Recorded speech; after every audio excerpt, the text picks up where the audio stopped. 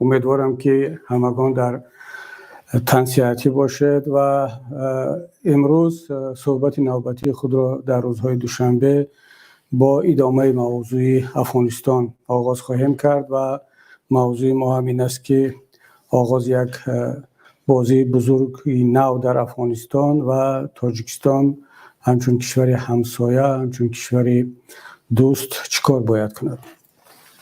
خب دوستان گرامی، همه شما حادثه‌های افغانستان را پیگیری کرده استادید و در جریان تمام جزئیات هستید و می‌خواستم در آغاز صحبت چند ملاحظه خود را، تحلیل خود را درباره آنکه این چگونه بازی خواهد بود در آینده و منطقه را به کجا می‌کشاند با هم ببینیم و بعداً انشاءالله که یک دو پیشنهاد دیگر خواهم داشت و این چنین به سوال و جواب ها و ملاحظه‌های شما خواهیم پرداخت. من فکر میکنم که افغانستان امروزها دارد یکی از صحیفه های بسیار هم پر از غم و اندوه، پر از اضطراب، مشقت های خود را از سر میگذراند و این صحیفه میتوان گفت که در کتاب تاریخ افغانستان شاید که یکی از پرماجراترین، یکی از پرحاشیه‌دارترین صحیفه ها باشد، حادثه ها باشد و با سقوط کابل، با سقوط حکومت اشرف غنی، با آمدن طالبان به قدرت میتوان گفت که در تاریخ افغانستان یک صحیفه نو ثبت شد، آغاز شد. اگرچه طالبان 20 سال قبل در قدرت بودن یک مرتبه، اما این آمدن، این برگشت طالبان بار دیگر به قدرت کاملا از بازگشت اولشون فرق خواهد کرد. من صحبت‌های مسئولین طالبان را دارم پیوسته گوش میکنم و اگرچه آنها از خود امروزها خیلی هم حرفای خوب، زیبا و واقعا هم برای همگان غیر انتظار میگویند، اما در رفت این صحبت‌ها باز هم تکرار میکنن که از لحاظ فکری، از لحاظ ایدئولوژیک طالبان همون طالبان قبلی باقی ماندن و اما یک کمی پخته‌تر، یک کمی با تجربه تر که طبیعی است. این از یک طرف هم امیدواری را بیشتر میکند که خب اگر تجربه بیشتر داشته باشند و پخته‌تر باشند در سیاست، در دیپلمات یا در کشورداری، میتوانند جامعه جهانی، همسایگان و پیش از همه مردم شریف افغانستان با اون امید کنند که حکومت طالبان یا در سر قدرت بودن طالبان کشور را به یک سمت خواهد برد که از اون وضعیت 20 سال پیش فرق خواهد داشت. اما وقتی که همزمان در پهلوی این نگیان که از لحاظ فکری، از لحاظ ایدئولوژیک همون مثل 20 سال قبل باقی ماندن، پس این باز نگرانی ها رو بیشتر میکند که اگر از لحاظ فکری پیشرفت نکرده باشند، از لحاظ اعتقادی، از لحاظ ایدئولوژیک تغییرات با وجود نآمده باشد، این پخته بودن و تجربه بیشتر داشتن به چه درد میخورد؟ زیرا جوهر یا اصل همه چیز فکر است، اندیشه است، ایدئولوژی هست و تفکر یک حزب، یک گروه یا یک حکومت هست. با وجود این همه ما امیدوار هستیم که این روند صلح که الان همگان از آن صحبت میکنند، چه طالبان و چه گروه ها و احزاب دیگر، در یک مجرای طبیعی خود برخواهد گشت و به زودی ما یک حکومت و یک قدرت هم مشروع، هم مردمی و توافقی که از طرف همه گروه ها و احزاب در افغانستان با وجود آمده باشد ببینیم. اما چرا من اعتقاد دارم که یک بازی نو در افغانستان شروع می شود؟ با سقوط حکومت اشرف غنی یکی از صحیفه های، حالا نگویم طولانی ولی به هر صورت 40 ساله افغانستان بسته شد و صحیفه نو در تاریخش باز می شود و این صحیفه نو چگونه نوشته می شود؟ با دستی که و در اون صحیفه تاریخ افغانستان در صحیفه نوش چی خواهد بود، این دیگر پیش از همه مربوط به مردم خودی افغانستان است و به حکومتی که در آینده خواهد بود. اما اون چیزی که گذشت، چرا میگم یک بازی نو را ما در آینده مشاهده خواهیم کرد؟ ببینید دوستان عزیز، در افغانستان کشوری هست که منفیت تمام ابرقدرت ها در آنجا جمع آمدن و طول تاریخ همین گونه بود. حالا به دلیل جغرافی هست، به دلیل قومی هست، به دلیل گیوستراتژی هست، به هر دلیل باشد افغانستان بیشتر از 200 سال هست که مورد توجه امپراتوری ها و ابرقدرت ها هست و خیلی هم از مناقشه ها روبرو شوی های این امپراتوری ها در افغانستان صورت گرفته است. وقتی که دو تا امپراتوری جهان بود در قرنهای گذشته، از یک طرف امپرای بریتانیای کبیر، از طرف دیگر روسیه، و جای روبرو شدن آنها به هم در مقابل یکدیگر قرار گرفتن آنها افغانستان بود و امودریا، و آنها به این نتیجه رسیدند که از مرز امودریا مرز منفعت‌های از یک طرف امپرای روسیه پادشاهی و از طرف دیگر بریتانیا باشد، و همین بود که ملت تاجیک در دو طرف آمو تقسیم شد. نه تنها تاجیکان بلکه ازبک ها، ترکمن ها و دیگر قوم ها هم، و متاسفانه این مرز کشیده دو تا امپراتوری بعداً تبدیل شد به مرز سیاسی کشورها و حتی ملت ها. اما ببینید دوستان عزیز که حتی با وجود این همه تقسیمات بین امپراتوری ها، اگرچه امپراتوری روسی بعداً میراثبر شوروی بود، باز 70 سال دیگر در این منطقه در تاجیکستان باقی ماند و هنوز هم نفوذ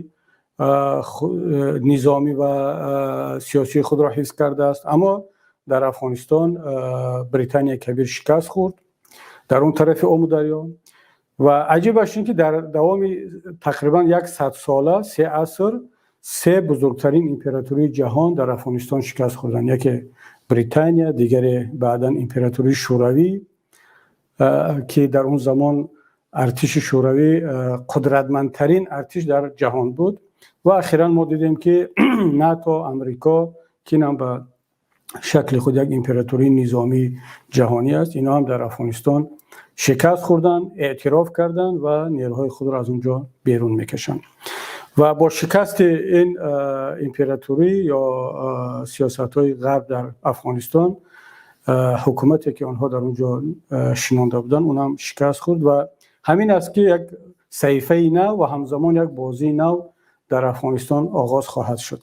اما در این بازی کی چی بود خواهد کرد، چگونه منفعت‌های ابرقدرت‌ها در اونجا باز برآورده می شود، و از همه مهمش برای مردم افغانستان و برای مردم منطقه این بازی‌های نوی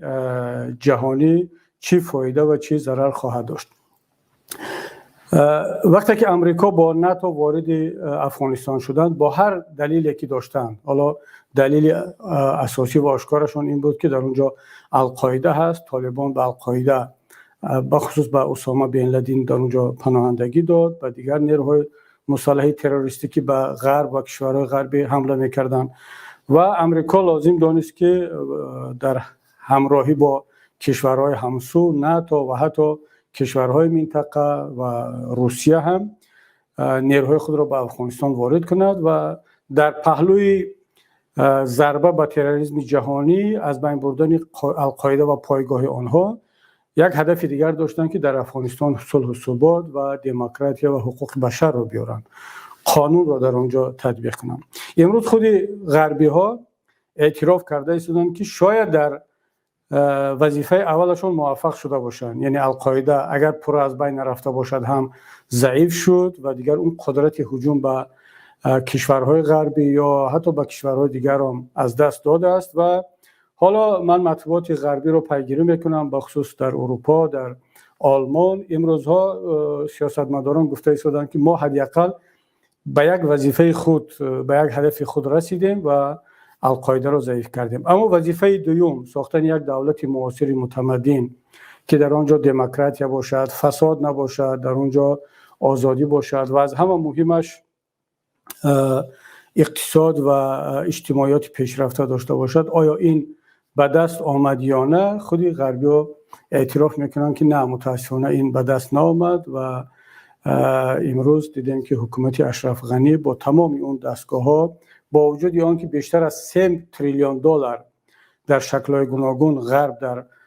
افغانستان خرج کرد، اونها همه بر هدر رفتن. این نکته را هم باید بگم که امروزها در غرب سیاستمداران غربی در مشکلات گرفتار هستند در نزد مردم خودشان و کشورهای غربی میدونید که حکومت ها از رأی مردم وابسته‌اند. این مثل تاجیکستان و مثل کشورهای سابق شوروی نیست که حکومتداران برایشان رأی مردم در انتخابات زیاد اهمیت نداشته باشد و هر چیزی که دلشان بخواد همون خیل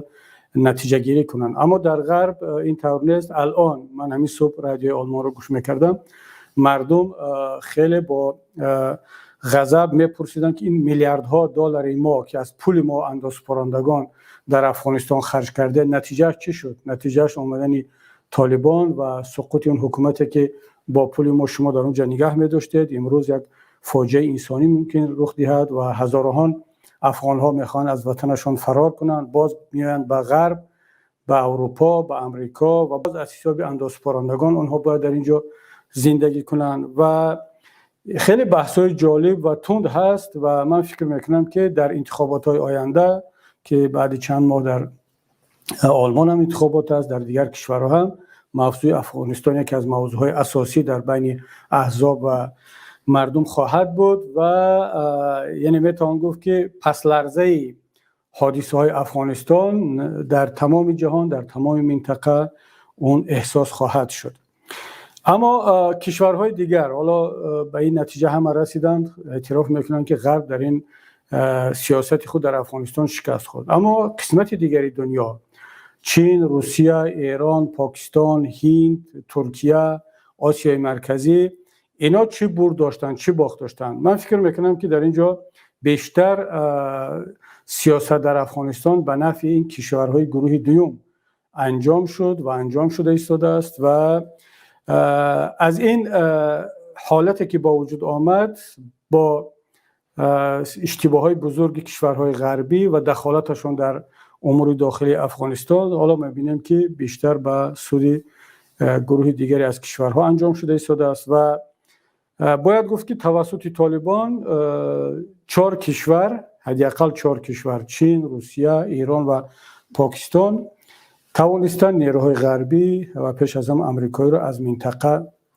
بیرون کنند و البته پاکستان و ایران، پاکستان پیشتر، بعدا ایران با این جریان پیوست که با طالبان وارد گفتگو شد و در اون نقطه ها، در اون مسئله هایی که با هم اتفاق نظر داشتن و منفیت هاشون با هم نزدیک بود همکاری ها کردن و بعدا به این روند چین و روسیه هم پیوستند و شما دیدید که دیگر به طور آشکار یک پشتیبانی سیاسی چین آماده است که پشتیبانی اقتصادی کند و سرمایه گذاری کند در افغانستان و در مجموع باعث آن گشت که رقیب اساسی این کشورها، رقیبی که غرب و پیش از هم امریکا، رقیب‌های استراتژی چین و روسیه و کشورهای دیگر در منطقه هستند، توسط طالبان از منطقه بیرون کرده شدند و میتوان گفت که طالبان در نزد این کشورها، شریکان خودشون، مسئولیت خود را انجام دادند. یعنی اگرچه حالا من به این نظر نیستم که بیرون کردن نیروهای غربی از طرف طالبان این تنها سفارش یا خواهش شریکان منطقوی آنها بود، نه، آنها این هدف خودشون بود و این را بارها اعلان کرده بودند و پنهان نمی‌کردند. اما در اینجا طبیعی است که اون پشتیبانی و کمک دیپلماتی و سیاسی و شاید هم نظامی، حالا ما دلیل نداریم شاید نظامی هم کرده باشند این کشورها، به خاطر آن بود که غرب از منطقه بیرون شود. من به هیچ وجه باور ندارم که روسیه، چین و پاکستان و کشورهای دیگر طالبان را نمیشناختند یا طالبان را همچون یک نیروی معتدل قبول دارند، اما چون منفعت‌های ژئوستراتژی تقاضا میکرد، با وجود آن که طالبان را خوب بشناسند، از دیدگاه‌های آنها آگاه هستند، باز هم آمدن کمک کردند. اگرچه همین کشورها خودشون با شعارهایشون، با عملشون هم خود را در صف اولی مبارزه با اکستریمیسم و تروریسم و افراطگرایی مینامند و خیلی از نیروهای معتدلی یا معتدلتری دنیوی و دینی را از صحنه پاک کردن، مبارزه میبرند و اصلا در صحنه راه نمیدن. اما چون منفعت‌های گیوستراتژی اقتصادی و نظامیشان تقاضا کرد، آمدن حتی با طالبان هم وارد همکاری شدند و این همکاریشون نتیجه داد. اما سوال این است و چرا من میگم بازی بازی بزرگ آغاز شد، آیا این همکاری که در این مرحله داشتن این کشورها با طالبان در آینده در افغانستان خواهند کرد یا نه؟ و بازی بزرگ هم در همین است که دیگر یقینا نه روسیه، نه چین، نه ایران، نه پاکستان، حتی پاکستان هم و طبیعی است که کشورهای آسیای مرکزی هم به هیچ وجه خواهان آن نیستند که طالبان در افغانستان یکتازی کنند و قدرت یگانه و در حکومت هم یگانه نیروی اساسی باشند و زیرا این از چند جهت به خطر دارد به کشورهای منطقه و به خود افغانستان و ما می‌بینیم که دیگر تلاش‌ها شده ایستاده است در سطح جهانی برای با وجود آوردن یک حکومت توافقی یا ائتلافی و به اصطلاح خود دوستان افغانستان حکومت همه شمول تا اینکه تمام نیروها و شخصیت‌های دیگر در اون حکومت آینده جا داشته باشند. اما سوال این است که آیا همراه شدن یا جا داشتن این شخصیت‌ها و این نیروها سمبولیک خواهد بود، رمزی خواهد بود یا واقعا هم شخصیت‌های کلیدی با دیدگاه‌های گوناگون در اون حکومت آینده جا خواهند داشت؟ این سوالی است خیلی باز و تمام سناریوها باز است. میتواند که یکی از آنها حداقل از اون 3-4 سناریویی که کارشناسان روی میز دارن یکی از آنها حتما که تطبیق می شود. اما من فکر میکنم که در آینده نزدیک ما شاهد آن خواهیم شد که هم که روسیه، هم چین، هم ایران، هم پاکستان و طبیعی است که کشورهای آسیای مرکزی اگرچه با امریکا و اروپا اختلاف نظر داشتن در مسئله حضور نظامی آنها در افغانستان، در مسئله ادامه افغانستان، آینده افغانستان و حاکمیت طالبان یک توافق در آینده صورت خواهد گرفت و یک همکاری صورت خواهد گرفت و به نفع تمام این کشورها خواهد بود که در افغانستان یک حکومت همه شمول با شرکت همه احزاب و گروه ها تشکیل شود. وگرنه یکتازی در سیاست در افغانستان فرق نمیکند، چی در افغانستان چی در کشورهای دیگر، به نفع یگان کشور و یگان ملت نخواهد بود. بنابراین همین الان شما میبینید که این رایزنی ها مشورت ها آغاز شده است و خیلی هم در روبروی طالبان یک امتحان بزرگ هست. همونطور که پیشتر هم گفتم که اگر واقعا هم این بیانی هایی که میدهند صادقانه باشد، صمیمانه باشد و با اون وعده هاشون وفا کنند، شاید ما بتوانیم امید کنیم ما همسایگان که در آینده نزدیک یک حکومت همه شمول ائتلافی با وجود خواهد آمد و افغانستان قدم به قدم به یک سمت ثبات و آرامش می رود. اما اگر اون وعده ها در نزد تلویزیون فقط باشند و حادثه‌ای که الان رخ می‌دهد و خبرهایی که ما میشنویم به ما میرسد بیانگر دیگر چیز هستند که متاسفانه گواهی از آن میدهند که میتواند اون وعده ها در عمل تطبیق نشود و طبیعی است که بعد از این و یک حتی من فکر میکنم که زیاد وقت هم نخواهد گذشت، در یک مدت کوتاه اعتراضات در داخل افغانستان آغاز خواهند شد و مردم افغانستان دیگر اون مردم 20 سال پیش نیست، مردم 30 سال پیش نیست و امروزها نشان داده ایستادن. واقعا باید آفرین گفت، تحسین گفت به مردم شریف و آزادمنش افغان، بخصوص به زنها و جوانان که پرچم ملی افغانستان را در خیابانها در روز استقلالیتشان باز هم گرفتن، بیرون برآمدند و اتفاقا این را باید بگم که بیشتر در شهرهای این حالا بگیم پشتیبانی از پرچم و بزرگداشت پرچم رخ داد که پشتونشین بودند و در جلال آباد، در خاص و دیگر منطقه بانوان افغانستان با شعارها با طلباتها در نزد اداره ها در نزد در خیابان ها اعتراض کردند و حق خود را طلب کرده ایستادند که ما این را حتی در کشورهای سابق شوروی در هیچ جا نمیبینیم و باید واقعا هم تحسین گفت به مردم آزاداندیش افغانستان. اگرچه حالا سوال هست که کدام از این گروه ها خشین ترند، آیا حکومت های دیکتاتوری آسیای مرکزی یا طالبان؟ این یک سوالی است خیلی باز و باید مقایسه کرد. اما حداقل ما میبینیم یا این جسارت مردم افغان است یا واقعا هم میبینیم که نه، اون دیکتاتورهای آسیای مرکزی از طالبان هم خشینتر و زورگوترن که حتی اجازه نمیدن به مردمشون که بیان در نزد اداره آنها پیکت کنن و تظاهرات کنن. طالبان که تمام افغانستان رو با سلاح گرفتن و حاکمیت دارن و واقعا همچنین نیروی که در تاریخش در گذشتهش خیلی از حادثه های پر از خشونت را داشت، ولی باز هم میبینیم که مردم شریف افغانستان برای حمایت از آزادی، برای حمایت از حقوق خود باز هم دست به اعتراض ها خواهند زد. و با این وضعیت من فکر میکنم که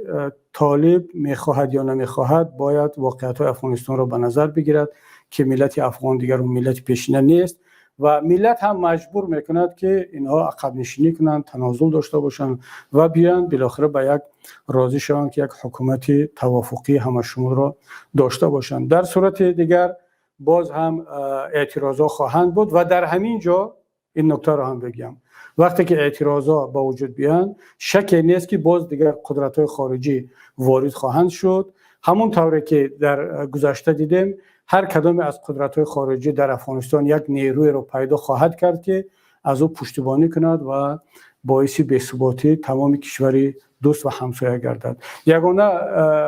راهی پیشگیری از این وضعیت دخالت خارجی ها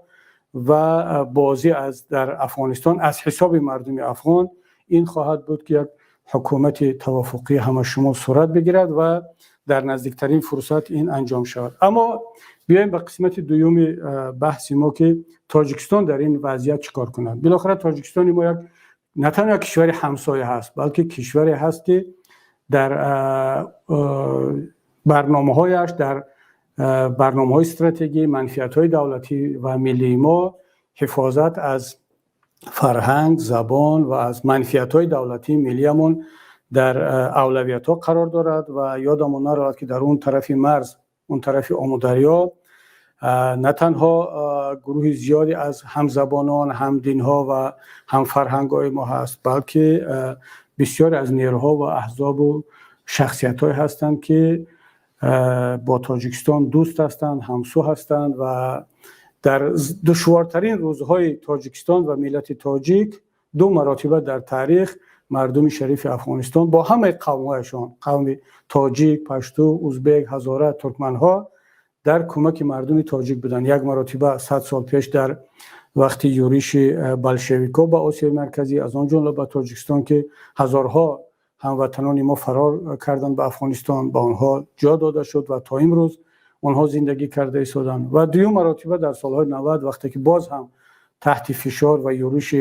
همون نبیرگان و بازماندگان بلشویک‌های 100 سال قبل باز هم بار دیگر ملت تاجیک مجبور شد به افغانستان هجرت کند و این دفعه هم مورد پذیرایی و مهماندوستی همه مردم افغانستان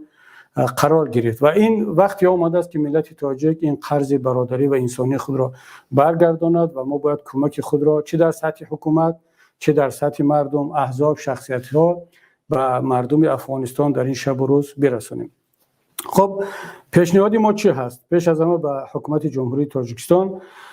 که هر چه زودتر سیاست خود را به طور آشکار و علنی درباره افغانستان همسایه اعلان کند و اولین اقدامی که کرده میشود باید دعوت رهبران و شخصیت‌های سیاسی افغانستان که با کشور ما دوست و همفکر و همسو هستند باید به دوشنبه صورت بگیرد. جناب امام رحمان باید در نزدیکترین وقت از شخصیت‌های خیلی هم مهم و تجربه دار و اونهایی که در سیاست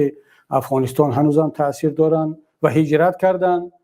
با در نتیجه این حادثه‌های گوناگون از آنها دعوت کند به طور آشکار در دوشنبه آنها پذیرایی بشن، با آنها شرایط مساعد داده شود و این فقط به خاطر راه اندازی یک روند مصالحه و گفتگو در افغانستان. خدای نکرده بعضی‌ها این رو پیشنهاد ما رو این طور نفهمند که یا این پیشنهاد یا سیاست آینده تاجیکستان بر علیه کدام گروه یا کدام اطراف در افغانستان صورت خواهد گرفت. نه، این باید در راستای منفعت‌های کشوری ما تاجیکستان، منفعت‌های افغانستان و بخصوص مردم افغانستان باید صورت بگیرد و هیچ جای ترس و نگرانی هم نیست. همه نیروها و نه تنها در داخل افغانستان در سطح جهانی این را درک خواهند کرد. اگر کسی کمترین آگاهی از سیاست بین المللی دارد میداند که این یک کاری خیلی هم طبیعی و عادی باید باشد. ترکیه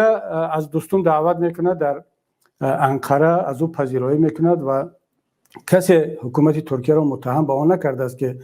دخالت در کارهای افغانستان میکند یا از یکی از نیروهای افغانستان پشتیبانی میکند. امروزها ما میبینیم برخی از رهبران سیاسی افغانستان در ایرانند، در پاکستانند، در امارات متحده عربی هستند. حتی پرزیدنت قبلی فراری افغانستان اشرف غنی در امارات هست. من شنیدم که دیروز بعضی از این شخصیت‌ها به لندن و بریتانیا سفر کردند. چرا در دوشنبه نباشند؟ چرا در تاجیکستان نباشند؟ و اگر تاجیکستان پذیرایی کند، دعوت کند از این شخصیت‌ها که نزدیکتر به وطنشان باشند، در پهلوی افغانستان باشند و این روند مصالحه و مذاکره بین نیروهای افغانستان زودتر انجام شود، چه بدی دارد؟ بنابراین پیشنهاد ما این است که جناب امام علی رحمان که خود را پیشوای تمام تاجیکان جهان اعلان کرده بود و تاجیکستان را دوشنبه را خانه امید همه تاجیکان جهان اعلان کرده بود، اکنون وقتی عملی کردن این شعارها فرا رسیده است و نگران نباشد از کسی و باید که این سیاست وطن دوستانه و در راستای منفعت‌های ملی تاجیکستان و افغانستان را هر چه زودتر راه اندازی کند. البته من الان در این صحبتم درباره سفر امام علی رحمان به پاکستان و در اونجا چه توافقات کردند با طرف‌ها از آن جمله با در مسئله طالبان هم در اینجا نخواهم گفت، چون به نفع این صحبت امروزه ما نیست. اما ما پیگیری خواهیم کرد، منتظر خواهیم ماند که چگونه اقدام‌ها برداشته میشه، چون تا این جای کار متاسفانه اقدام‌ها نه طبق اون وعده‌ها و شعارهای وطن دوستی و ملت دوستی بود و نه طبق منفعت‌های ملی و دولتی ما هستند. بیشتر از این من وارد جزئیات درباره این سفر و توافقات و این خاموشی که الان حکومت تاجیکستان پیش گرفته است من صحبت نخواهم کرد. ما منتظر خواهیم ماند که چه اقدام‌های عملی را در این راستا حکومت تاجیکستان خواهد برداشت. اما اینکه خاموش بیستند و بعداً یک گروه از فیک ها، یک گروه از احزاب و گروه ها را به میدان بکشانند و اونها را علیه ملت ها، قوم های دیگر در فیسبوک در جاهای دیگر، من فکر میکنم که این نه مناسب به یک ملت و به یک دولت مثل تاجیکستان است، نه مناسب به ملت تاجیک هست و یک کشور جدی، یک حکومت جدی و یک ملت سرفراز این کار را نخواهد کرد، بلکه با استواری آشکار از منفعت‌های ملت خود، از منفعت‌های دولت خود و از منفعت‌های مردم همسایه و دوست افغانستان آشکار حمایت خواهد کرد و من مطمئنم، باور دارم که این سیاست نه تنها در داخل تاجیکستان بلکه در منطقه و در جهان و پیش از همه در افغانستان پشتیبانی جدی پیدا خواهد کرد. دوم کاری که باید حکومت تاجیکستان انجام بدهد این بر قراری یک به اصطلاح وزدوش نیماست یا همون پول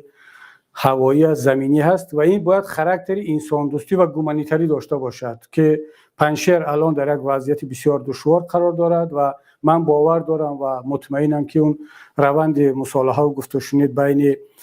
طالبان و فرزند قهرمان و مجاهد بزرگ فرزند احمد شاه مسعود احمد به زودی نتیجه خواهد داد و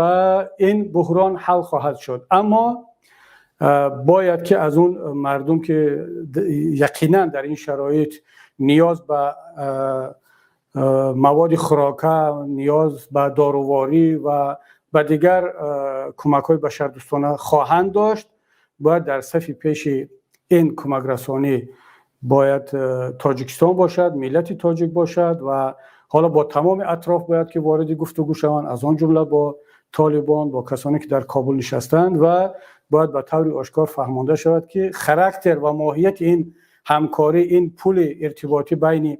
تاجیکستان و پنشیر و منطقه‌های دیگر تنها و تنها انسانی است، گومانیتری هست، نه چیزی دیگر. و دوشنبه باید که تبدیل شود به یک بازه یا یک پایگاه بزرگی کمک‌های بشردوستانه، کمک‌های انسانی به افغانستان. این یک فرصت بسیار مناسب است برای تاجیکستان، برای حکومت تاجیکستان، برای ملت تاجیک که در اینجا بیاد صفت‌های انسانی خود را به نمایش بگذارد و هم به منفعت دولت و ملت ما اقدام کند و واقعا هم میتواند یک فرصت طلایی باشد برای آنکه تاجیکستان تبدیل شود در سطح جهانی به یک بازیگر اصلی، با یک بازیگر پرقوت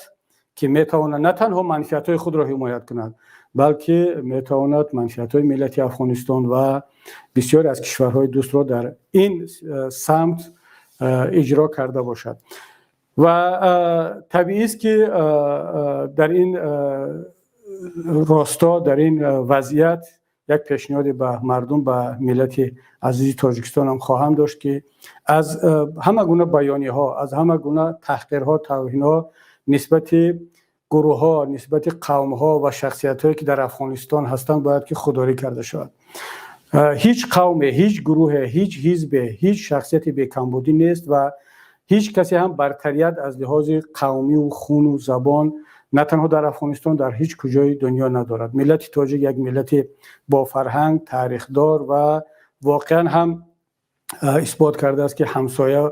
و دوست خوب هست. باید ما این صفت ها را تا آخر نگه بداریم و در عمل نشان بدهیم که با همه دوست هستیم، با همه میتوانیم همسایگی داشته باشیم، اما از منفعت ها، از حق مردم خود، ملت خود، فرهنگ خود، زبان خود و تمام ارزش‌های خود با قاطعیت حمایت خواهیم کرد. من فکر میکنم که انشاءالله به زودی در افغانستان همسایه یک حالت دیگری را خواهیم داشت و اون بازی جدیدی که در اول گفتم که آغاز شده است، یک بازی خواهد بود که به نفع مردم افغانستان و به نفع تمام مردم منطقه انجام خواهد شد.